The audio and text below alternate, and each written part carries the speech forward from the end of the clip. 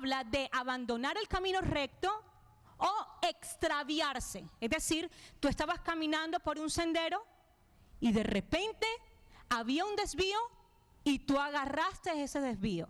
Te extraviaste del camino recto en el que estabas. Hay otra palabra que es la palabra del hebreo avon, que significa iniquidad, que lleva un castigo inherente. Se encuentra 231 veces en el Antiguo Testamento. Este término indica una ofensa intencional o no en contra de la ley del Padre o de Dios. Es decir, que avon, iniquidad o error, es algo que atenta directamente a lo que el Padre ha establecido. Esto es muy importante porque avon no es simplemente una ofensa hacia el prójimo, o no es una ofensa a tu propio cuerpo, es una ofensa directa a lo que Dios determina. Y hay una gran diferencia. Por ejemplo, David, el rey David, pecó en contra de su propio cuerpo y pecó en contra de su prójimo. Él se acuesta con la esposa de Urías y manda a matar a Urías. Tremendo pecado horrible, ¿verdad que sí? Pero él peca en contra de Betsabé, su propio cuerpo y su prójimo, que era Urías.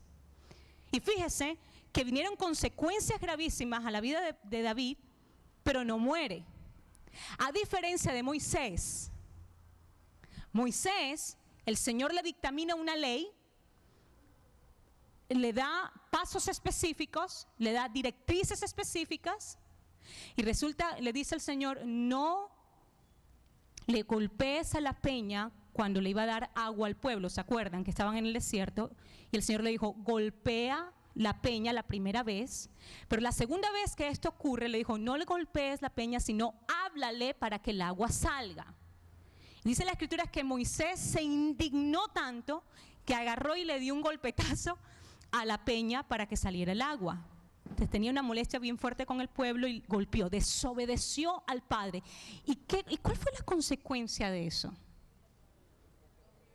No entró a la tierra prometida y, escúchenme, murió antes de tiempo. ¿Cuál fue la diferencia entre David y Moisés? Porque tal vez usted y yo como evangélicos hubiésemos puesto a David, lo hubiésemos mandado a matar. Pero Dios dice que David fue limpio delante de él.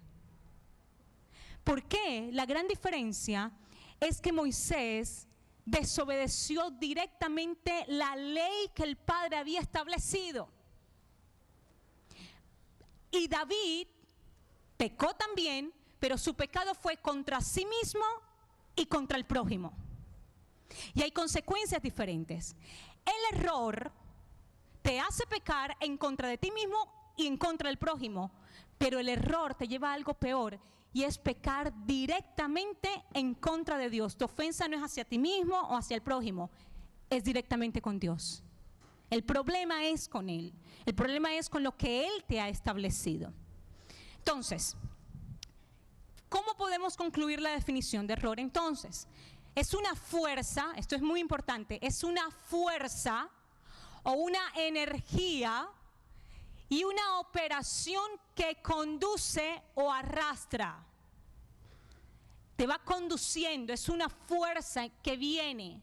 No es simplemente una tentación que pudiese haber aparecido, no, es una operación que se organiza para venir y atacar y arrastrarte, conducirte.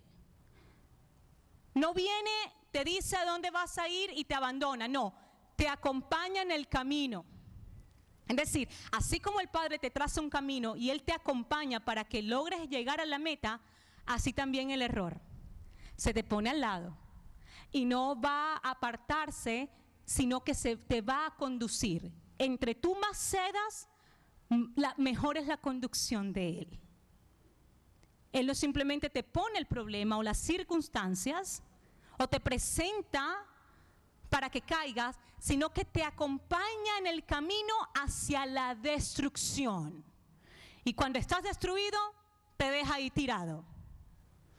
A la gran diferencia de nuestro Padre, que a pesar de que nosotros abandonamos su camino, cuando nosotros estamos tirados por allá, Él viene, nos recoge, nos sana, nos levanta, nos vuelve a dar identidad, propósito, nos activa en su propósito para que podamos seguir adelante.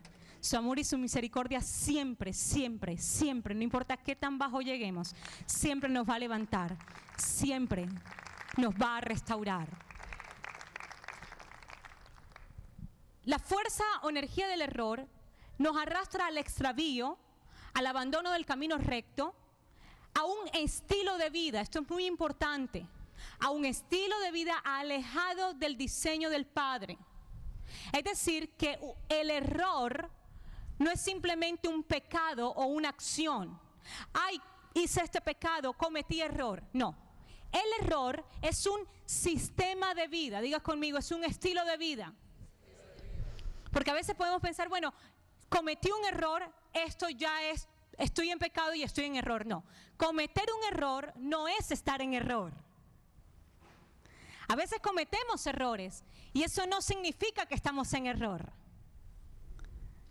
Estar bajo la influencia del error es cuando ya cometer errores se te constituye un estilo de vida, que es algo aceptado, ya es algo que tú haces cada día, es parte de tu modus operandi o de tu vivencia. Es una costumbre, ya hay patrones de conductas establecidos. Muy importante, porque, ay, cometí un error, pequé, ya caí bajo la influencia. No, el error es un estilo de vida alejado del diseño del Padre Celestial. Es decir, el Padre establece esto como diseño para ti. Tú estabas caminando por ahí, te dirigías al norte correcto y de repente hubo un extravío y cambiaste de diseño. El Padre te quería viviendo en Venezuela y terminaste viviendo en la China. ¿Qué haces allá? No sé.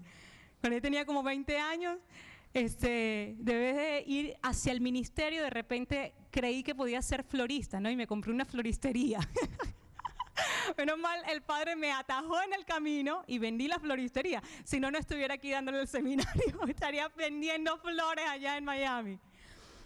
Hubo momentos en que el camino se presentaban desvíos.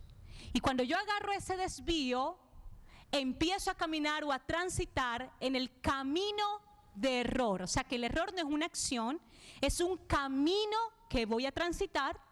Y el error no es una acción, es un estilo de vida. ¿Ok? Y es salirse del camino de la Torá. Error es estar sin Torá.